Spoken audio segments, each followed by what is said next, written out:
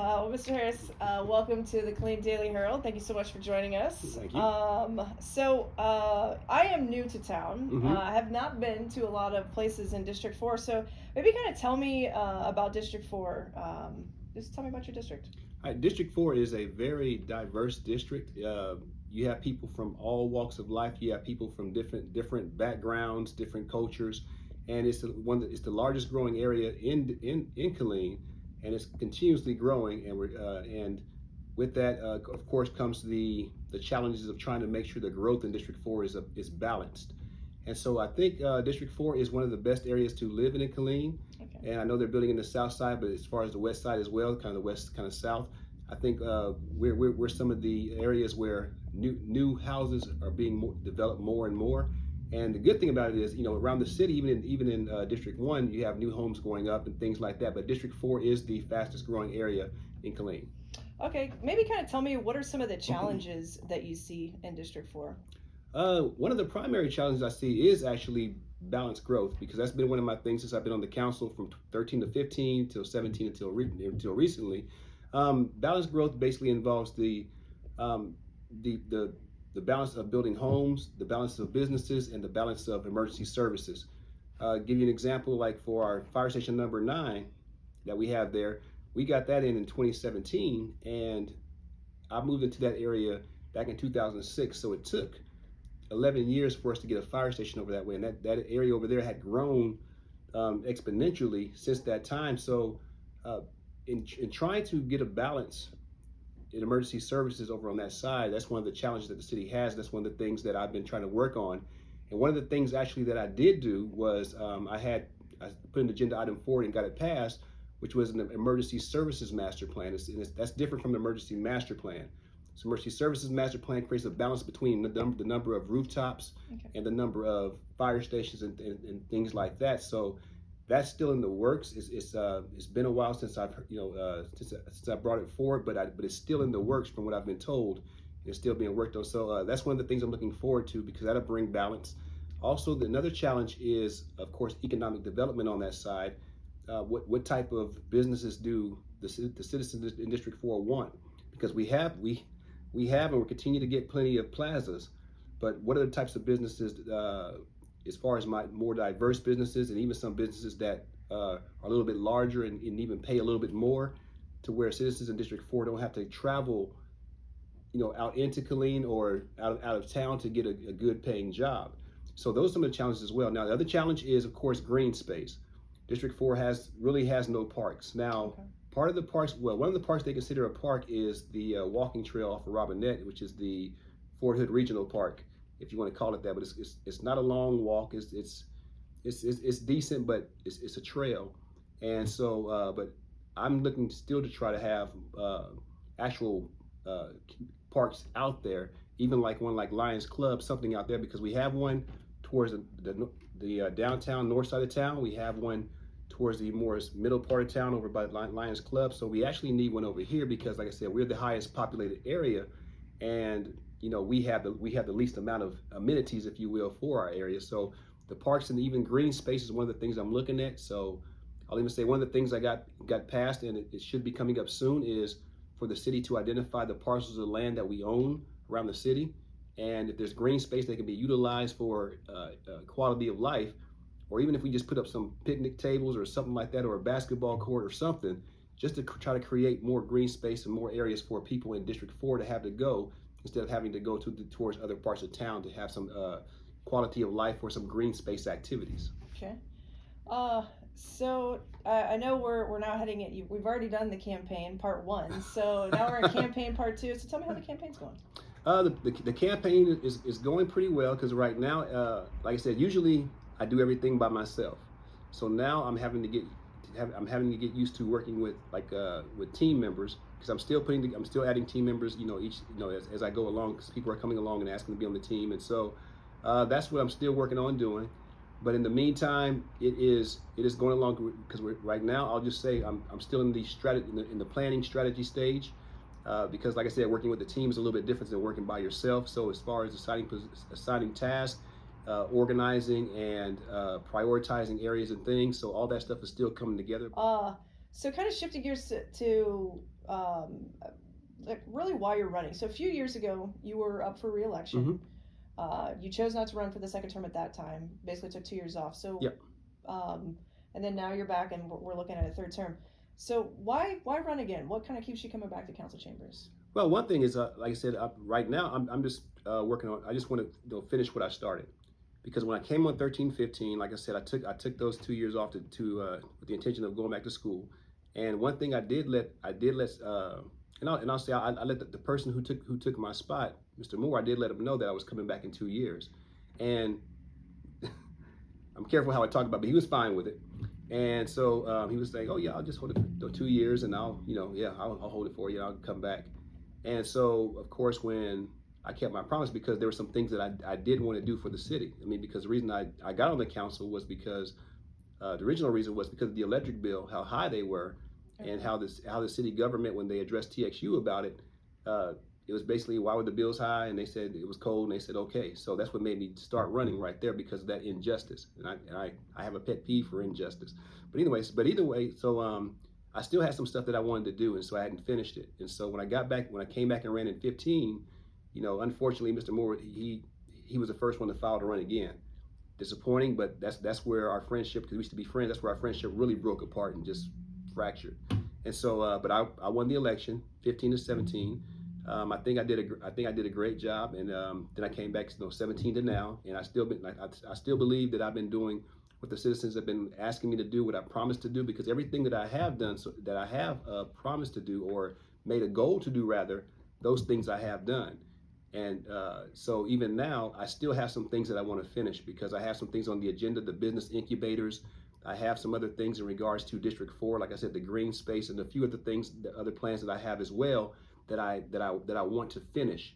And it's important to me to get those things done, because I don't want those, it's politics in general, if you will, but it's like, I don't want those things to be at risk of being, if you will, messed up or done for the wrong reasons. So I know the reasons behind why I'm doing things, and it's for the benefit of the entirety of District 4, for every citizen, and even some things that are for Killeen, in general. But like I said, I know the reasons why I'm doing them, and I know that they're good reasons. So I want to finish those things up, and from there, I will transition out, and whoever wants to come in and take over from then, have at it. So let me shift to one of the big issues that we saw in the general election, and that was roads. Everybody's talking about roads. Oh, yes. It was the first thing I noticed when I moved here. So you've been in office for a total of I think 6 years over the 8-year period. Did I do the math right on that? Yes. Okay.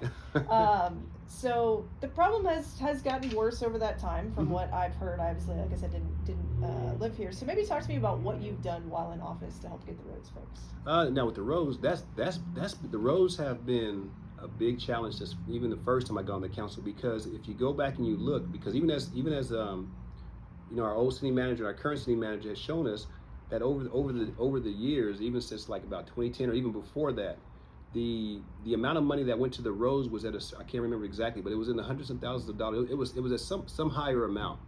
And each year for some reason, the roads the amount kept dropping down and dropping and dropping and dropping, until it got to a point where it was obvious that the roads were not a primary concern.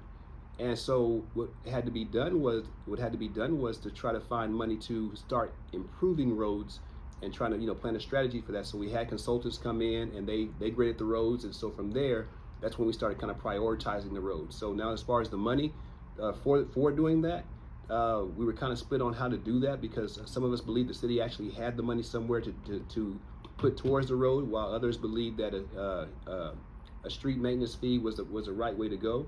And in the end, the majority got the street maintenance fee. But beyond that, what we've been doing for the roads is we've made sure that we've increased, even so budget-wise, the amount of money that goes towards the roads. Even aside from, if you want to say, the street maintenance fee, we were already working and fighting towards putting more money in that fund anyway to do it. And at the same time, one thing we tried to make sure that we prioritized the roads correctly, because we didn't want the north side over here who's old and needs repair, and then we have the south side, and we're putting all the money toward the south side. The north side is suffering. So our main thing was, and I'll say even one of my main things, along with other council members, was to try to create a balance in there and take care of the older first in some ways, and then do a little bit towards the new. And so that way we can it won't make it seem like we're just catering to this side of town and just leaving this side of town dry. As we kind of go forward, I know that we're talking about $160 million tab, Yeah, I think, yeah. with the new damage. Mm-hmm. There's been a lot of different ideas that have been floated about how to pay for that. Talk to me about what would be your approach going forward. Are you in favor of a bond? Actually, I would have to say in this case, I would have to say yes. Because usually I don't like for us to go in. I don't like for us to go into any debt unless we just absolutely have to. But this road thing, it's a necessity. It's just what has to be done. I mean, because there is no other. I mean, because where we are now, there is no other way for us to get the monies to take care of the roads in a even a decent amount of time if we don't take out a bond. Okay. Mm-hmm. So I want to. The other big issue from the election was crime. I think Mm-hmm. roads and crime were the two things that I heard the most about. So Killeen is in the top 10 most dangerous cities in Texas. I think that was the 2019 survey. Yeah. Crime has been an issue for decades from what I've heard, and it continues to rise. I know last year it was rising quite a bit. Obviously, police are taking a lead in fighting and investigating crime. But what policy or laws do you feel that the council can put in place to maybe help decrease crime? As far as things are put in place, I mean, because one thing we can always do, because it's a matter of looking at the when the crimes are committed, it's a matter of one looking at the age range of the people who commit the crimes, and if it's people that are in teen years, then of course one option of course would be to to lower reduce the curfew time, make it earlier if that was the case. If it was teens, high schoolers, and people like that. Otherwise, if it was older people that were if it were grown-ups, then basically I think and the police are doing a great job as far as, I'm pretty sure whatever I say the police are already doing, but it's kind of like watching and targeting areas where crime generally happens, where those hot spots where anything can just kind of happen at a moment's notice. And I think actually one thing I think that could be done, but it was voted down by the majority of the council, were the crime cameras.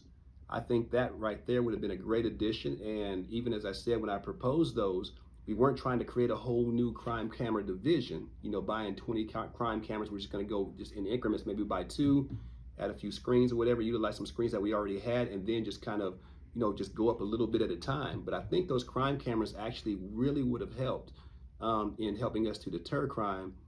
And as far as people knowing, in certain areas where the crime is high, just that knowledge that the crime cameras are there at the same time, even if they didn't care, still we would get responses because the crime cameras has certain features on it that can happen. But otherwise, in regards to crime, I believe that it really comes down to, as far as if you want to say policy or doing things, policies, I'm not quite what we can do all together policy wise to ensure that crime decreases, but I know we have to do things more community wise, and that is people getting together and forming those neighborhood watches and being extremely active. And that's one of the reasons I brought forth the modified, camera thing, where I instead of having crime cameras, we talked about going back to a program where we would get cameras from like Ring or something like that, and we would give them to people, and they would be able to use the cameras to help assist us if we needed it. They can download images or videos to the police station, and at the same time look at businesses and try to utilize businesses cameras as well, to help us try to figure out what happened, where it happened, and things like that if something happens in that particular area. But otherwise, it's going to take a real big community push to do it, because policies, if criminals break laws, they're going to break policies.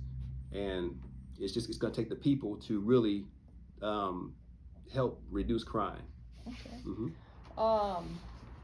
So economic development. So the economy in Texas is booming. Mm-hmm. The Austin metro area, which is less than an hour south of here, is seeing unprecedented growth and development. Yet the economy in Killeen remains fairly stagnant. I think your district is got more going than others, but development, city as a whole, is fairly limited. What do you think are the obstacles to that growth? You know what, I think now, because there have been obstacles to actual growth. Past councils have, it's almost like, I don't know, I'm not sure why it seems like Some people are resistant to it. Uh, Even so, I remember talking with a member of our chamber staff, and I was on a tour of the MGC plant out there, and I asked one of the people that was employee of the chamber staff and also a member of the KDC. I asked the guy, I said, well, the company that you're selling to, I said, you think you can talk them into coming out this way? And the lady laughed and said, we don't have any space for them. And I kind of sat silent. I waited for a council meeting or a council workshop to actually ask that, to kind of have her somebody expound on that question. What do you mean we don't have any space? Are we out of space? And basically what it comes down to is there's areas where they want businesses to come to. And those areas generally in the industrial park or areas around that. But when it comes to expanding the businesses outside of that area and even going further out into South Killeen, other places, I mean, there is resistance to that, and that's one of the things that I've been working on fighting through, because even right now with the KDC, they give us briefings every 3 months, every quarter, and that was because when I was reading their contract one year, I noticed that they were supposed to be doing it, so I inquired about it, and then I put it on the agenda, and that's why they're doing it now, because we caught it, or I caught it, and I brought it to the attention of the entire council, so that's why they're giving us those briefings now. Even with P&Z, they're giving us those briefings as well, because that was something that was supposed to be done that got caught. So right now, I think with the council members that we have now, or the ones we've been working with, because I still have to kind of get a feel for the new ones. But I think with the council members that we had already, I think we are more actually geared towards trying to bring something like that in. How do we do it? I mean, some people are against incentives, but my thing is, if we have to give them a tax incentive or whatever, I mean, let's do it, because when it comes down to it, we have to get away from the politics of it all in order to help bring industry in. If the best way for us to do it is to give a tax incentive, or say, hey, okay, you won't have to pay taxes for X amount of years, but you got to hire this many people or do this many things, or you have to pay this much, then let's do that, because in the end, we have the citizens who are making more money and who are contributing more to our economy, and having to go out of town less to work. And from there, of course, the type of business you bring in can also draw in entertainment as well. So that's where I think that we have to push towards. But as I said before, there has been some heavy resistance to truly growing Killeen out, and that's one of the barriers. And it's not just on the council. It's just, I guess if you want to say powers that be, if you want to term it that way, but that's what we have to break through, and that's what I've been working on breaking through for the longest. And it just comes down to who's on the council. So when people say, well, somebody says, well, I can work better with this council, for the most part, anybody can work better with this council, because it's a different type of council. Now with the old council, that was a fight. I mean, because if you saw any, if you went back and saw any videos from the old council, I mean, those were some knockdown, drag outs. Yeah, well, yeah. Yeah, and so, but this council is, although we have our disagreements, we're nowhere near like the old portion of the council used to be. And so, like I said, I think that we can get more done in this direction. And even as, and I'll even say, as my opponent may say, he wants to do economic growth as well. I mean, we have the same goals. The goals I've had since I've been on, and the goals I have now, we have the same goals. The only thing distinguishing us basically is the term direction. And as far as myself, as far as economically and in general, I know the direction that I want to take District 4 in. I know the direction I want to help take Killeen as an entire city in, and it's been the same direction I've been working towards since I've been on. And I know that is a prosperous direction, because people have given me a lot of support over the years for what I've been doing. I think it's given a testimony to my abilities and the job that I've been doing. And so I believe that right there is proof enough as well for my, if you want to say, qualifications, my experience. And if I made a mistake somewhere in the past that people think was a bad mistake, then if it was one mistake, then let's move on from that mistake, and let's get back to what we were doing before that, which is getting this business of the city done. Okay, I'm gonna wrangle back in and go to continue on economic development. Okay. So 70% of the buildings in downtown sit empty. Do you feel the city needs to reinvest in downtown development, and what can the council do to facilitate that? I think we do. Now the question about as far as the reinvestment, I guess you have to ask yourself the question, what do we want downtown to look like? What do we want to have in the downtown area? Because the reinvestment will basically depend on what we're looking for. And so with that, I think the council, of course, can, and I always say this, we can engage the citizens and ask them, okay, the downtown area, what would you like to see? Because we've had things down there before that were actually pretty good, but people still didn't come consistently, and it doesn't work. Because if you say you want it but you don't use it, Well, that's some kind of issue. Yeah, I mean, I guess specifically, then what as a council member continuing on, like what sorts of policies or whatever that you can do as a council member to help facilitate that? Policy wise, we can something that we did before. We had the facade grants, and we had $10,000 to go towards a facade grant. That if somebody came downtown and they wanted to redo the front of their building, they would get if they were approved for it, they would get $10,000 to help them do that. Okay. And so we can go back to doing something like that, or a variation of that, because for some people it worked out well. For some people, they had issues with it in some sort of way, and they had conflicts, because downtown is interesting because you have some historic buildings downtown. So you can't do everything you want to do with some of the buildings, and some people had to actually go through a good little fight, and I helped some of those people, but they had to actually go through a good little fight to get their storefronts the way they wanted it, without violating this historical guidelines in between. So that does make for a challenge in some cases, the historical setting of the building.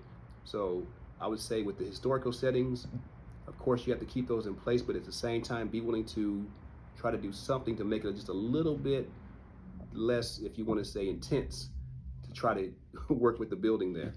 All right, you kind of expanding out into District 4, and I think you touched on this. A lot of the city's more recent growth has been happening in your district. Maybe talk about why you feel that's the reason, and what are the plans that you as a representative are going to do to keep that going?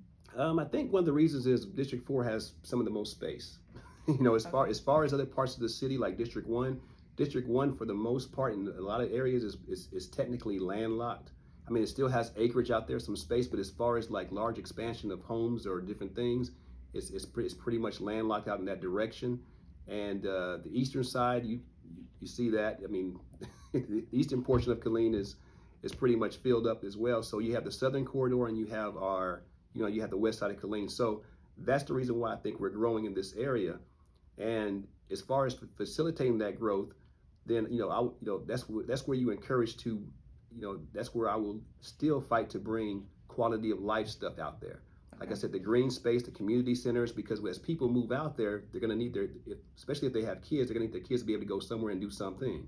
Okay. And at the same time, more entertainment type places, because we still look for those in Killeen. We have some, but we need more on our side of town as well, to where people won't have to drive all the way down to W.S. Young or somewhere like that to find something entertaining, if you will, for themselves to do or for their kids to do. So we want to make sure that we try to bring some stuff over here as well, because with that growth, you have to put something here. You can't just have a bedroom community. Right. And so it has to have a variety of stuff in there, because if people move there and it's a bedroom community, then of course you're gonna have people leaving the city and to head to Georgetown, to head to Round Rock, to head to Austin to do stuff, because it's not that far. And especially when you have a lot of people moving here from Austin anyway, you want some kind of way to keep them here. And I think actually some of those people from Austin, I mean, if I could figure out who they were, I would ask them, okay, what do we need down here in order to help you stay here and spend your money here? Okay. And so I think that would be a good idea, but go ahead. So we kind of touched upon this a little bit. So talk to me about the approach to being a council member. There's, been the discussions about being available to constituents. So, you have a full-time job. We've kind of talked about this a little bit, so you don't have, oh yeah. Yeah. We don't have a ton of time to go into the whole thing. I know. But tell me how you will balance having a full-time job and being available to your constituents. I'll do it the same way I've been doing it, because what you have is when I looked at the endorsement in the paper of one of my opponents, Broccoli Moore, who endorsed my other opponent, Mr. Boyd, and they talked about availability and being accessible. I've always been available and I've always been accessible. And it's like I said, you have an iPad, you have a phone. You return emails, you return phone calls. And I have some phone calls to return today. I have 2 of them to return today. But it's extremely presumptuous of somebody to try to say you're unavailable and that you're not accessible when one, they don't know you. When two, they know you and they know better. So I've been fully accessible. I've been fully available, and like I said, and it's kind of upsetting in a way, frustrating that they try to use that because it's just not true at all. And so, but I'll just say this: whether people believe me or not, I've always been accessible, and I've always been available. So I will say this: give me a call. If you never tried to give me a call, if you never tried to look for me, then yes, to some people, that's what it will be. But if you ever tried to call me or contact me, you would find out that there'd be a day where I'd be knocking on your front door, or there'd be a day where I would email you. There'd be a day where I would call you. Like I said, as it goes, the only way that you can know that, the only way that I think people can believe that I'm not accessible, that I'm not available, is if they never tried to contact me. Fair enough. Kind of the final thing. So, talk to me about. We've talked about a number of issues. Yes. I brought up a lot of issues. What issues do you feel that I have not brought up yet that are important to this election, important to you? Let's see. I'm going to give you a 2 minutes on this. Yeah. Okay, issues that you have not brought up that I think may be important. Yeah, or just the issues that you feel are most important in this election. Let's see. I would say, well, I part of me would because I remember I was talking to you earlier, and I was talking about asking why the Herald hadn't pulled the financials yet, but or actually even why the Herald hasn't done any forums or anything like that.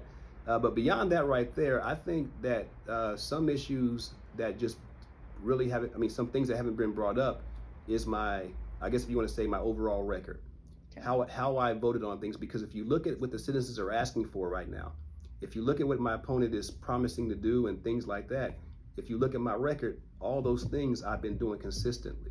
Okay. And so based on my record, and that's why I challenge anybody, if you have the time and you know somebody who's tech savvy, can go to the website, as far as the Killeen City website, KilleenTexas.gov, go in there and find my record. Go back and look at the voting records, the things that I've voted on, and see how they match up with what you want.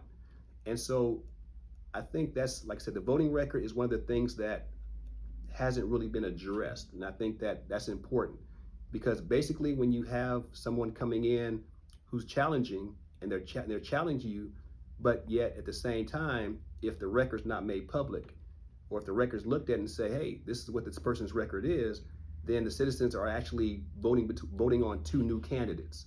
Because if you don't know me and you don't know my record, then I'm a new candidate to you. And so you have another candidate who's a new candidate that you believe will do a better job than I am, but the thing is, I'm already doing the job. So that's something I think that could be covered, but at the same time, that's my responsibility to try to get out as well. And the primary thing is basically this: whether people believe me or not, I don't know, but when I put it out, they can go back and research it, and they can find out that I'm not lying to them, that it is true, if they want it to be true. On the record, on your record, your voting record, I know you and I have debated whether or not the no-knock vote impacted the election, and we don't need to discuss it here, but do you think that you're now being more cautious with your votes since you're currently serving on council? Well, I'll say this, because one thing I always say is I'm not a politician, and I won't engage in political things. I know people try to be careful about what they do, and they try not to make people mad, but if I think it's the best thing, then that's the way I'll vote. Because even with things that have been coming up lately, I voted the way that I always vote. Now, at the same time, there are times where I will give people what they want, and because even when you say, you talk about the no knock, and the thought goes to my mind, even with that, you had the topic of the no knock, you had the topic, then you had one branch right here, you had people who wanted the city council to ban the no knock, and then my proposal was going this way, to where I wanted the citizens to have the opportunity to do it, because I believe this was an opportunity for them to make history, as far as things were going. So I wanted them to participate. I'm a teacher. That's what I do. I take kids and I drive them to a direction, and then I make them do it on their own, so they can have some some stock in what happened. And so you have this way and this way. Now, both ways will result in the same thing. If we go this way with the council votes, it's banned. If you go this way with the people votes based on what was said and what the citizens' will was, guess what? It was still going to be banned. If you went this way, it's banned immediately. If you go this way, it's still suspended, because I floated the idea of the council suspending it until the vote. So guess what? Either way, you would have the same thing. I think the confusion is that it would have been the same result, but people wanted it done, I guess wanted it done this way, when this way still would have been the same thing. And so you can't, I mean, it's kind of interesting to me, how can you get mad at somebody who had the same idea you did, but the only difference is the way it was going to be done. It was going to have the same result, but it was just going to take a different route to get there. Because I definitely understand. We've talked about that quite a bit. Yeah, but otherwise, as far as my votes, I'm not being any more, any more careful, if you will, than I was, because I mean, unfortunately, we haven't had anything come up yet that I had to really push that with. Well, we had the flag thing that came up last night, a few nights ago. That's going to be interesting, because that's going to be really, really interesting on that one. And like I said, don't spoil it. Okay, I won't. I wrote that article today. So I've got to get her to another assignment. So give me 30 to 60 seconds. Give your elevator pitch to the voters. All right. So once again, my name is Steve Harris. I'm the current Killeen City Councilman for District 4. And I'll just say this: if you haven't talked to me before, give me a call. Sit down and talk with me. I'll come out to where you are. I'll come out to where you are. Even after I get off of work, I will still meet with you. Ask me questions. If you've never asked me a question or you've never met me, then take the time to do that, because even so, when you make a decision about voting, you have to know the candidates. You have to be able to ask the questions. You can't just assume that what somebody's telling you is the truth. And I will say this, well, I won't say that part. I'll leave this part out. But anyway, I was going to say something about the endorsements, but anyway, so but as I said, check with your candidate. Check to see what the incumbent has done. And I know that even as you are a friend of one of the candidates, still at that same time, remember, timing is everything. Does somebody new need to come in? And if so, that's the way it's going to be. Or does somebody need to finish their term and then the new person come in once that is done? Because remember, like I said, timing is as important as a person who's in the office. So come talk to me, give me a phone call. I'll come out to you. You can meet with me, and you can decide you can decide on your own once you meet me whether or not I deserve your vote. And I do believe that I do deserve your vote, but at the same time, I have to meet you, talk to you first. You have to get to know me. I have to get to know you. And that's what I'm willing to do. So give me a shout, and I will get back to you, and we'll set up a time to meet. Well, thank you, Councilmember Harris. I appreciate the time, and we'll see you on Election Day. All right, thank you, ma'am.